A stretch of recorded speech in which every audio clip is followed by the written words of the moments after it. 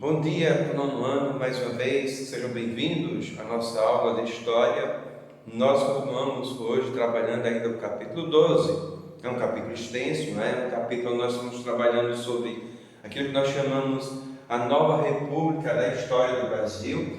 Nós vimos na aula de ontem o governo de José Sarney, também trabalhamos a eleição de Collor, o impeachment de Fernando Collor de Mello com os caras pintadas, e o fim do governo dele, com o impeachment dele. E em seguida, quem continuou o governo era o vice-presidente da República, Itamar Franco.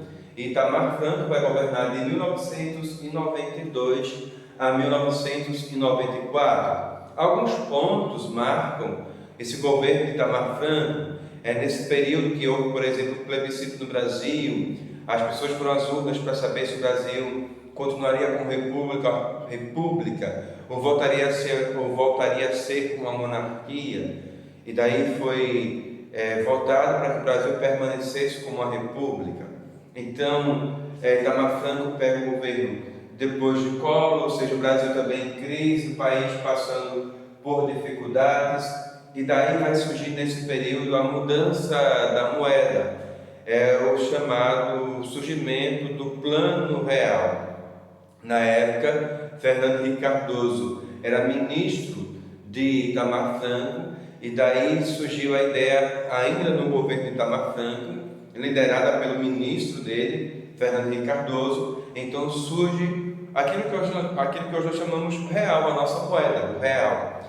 E com o surgimento do real, no primeiro momento, o real é valorizado, mas que, claro, depois, com o passar dos anos, também vai acabar se desvalorizando como tantas outras moedas que houveram no nosso país, no Brasil. Então, Itamar Franco vai governar de 1992 até 1994.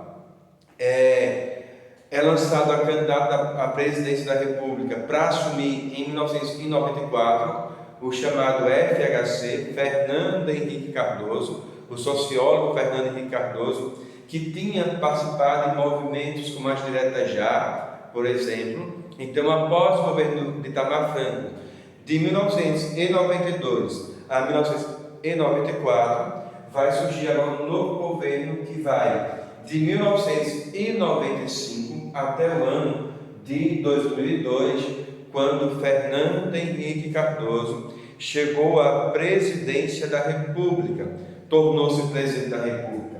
Neste período, foi marcado durante o seu primeiro governo, até porque ele teve 2 mandatos consecutivos, ou seja, foram 2 governos, e no primeiro governo, alguns pontos marcam a história do Brasil. Claro, o mesmo FHC que tinha lançado lá no governo de Itamar Franco o Plano Real, a moeda real, que no primeiro momento foi valorizado, deu certo, e isso, claro, fez com que o FHC conseguisse se eleger presidente da República, tá? Então, no primeiro momento, ele vai de 1995, 96, 97, 98 até 98, é o primeiro mandato dele.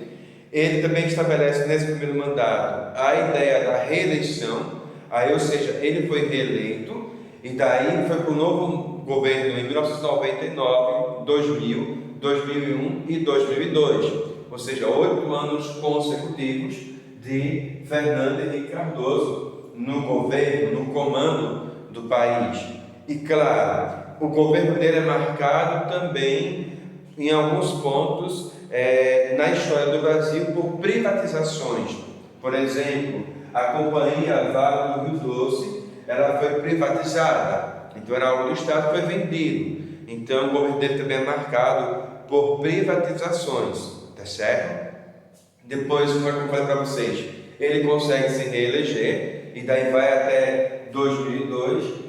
Um ponto importante no governo de Fernando Henrique Cardoso, de FHC, é justamente lá no início do governo, quando o Brasil se fortalece na participação do Mercosul, O Brasil já fazia parte do Mercosul, no governo dele ganha mais força ainda no Mercosul, que é o Mercado Comum do Sul, e o governo de FHC marcado, gente, pelo aumento de dívidas. O Brasil vai acabar aumentando ainda mais a dívida externa e a dívida interna, porque nos dois mandatos de Fernando Henrique Cardoso, ele vai acabar fazendo empréstimos com o Fundo Monetário Internacional, que nós chamamos de FMI.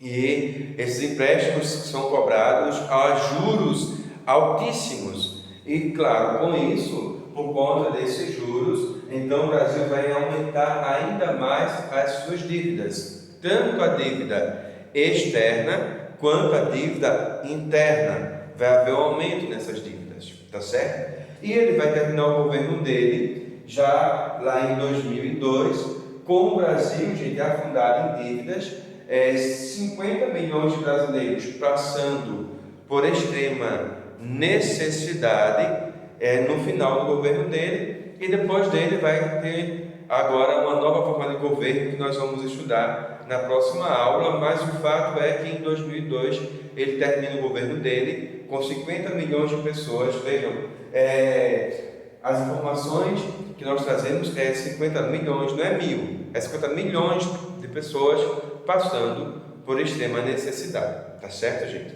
Mais uma vez, peguem o livro de vocês, coloquem aí, por favor, nas páginas 324, 325, tá certo? Façam essas duas páginas, respondam, mandem para mim ainda hoje, e na próxima aula nós continuamos ainda esse capítulo, que, como eu falei para vocês, é um capítulo um pouco extenso, tá bem? Se cuidem, fiquem com Deus e até a próxima aula, se Deus quiser.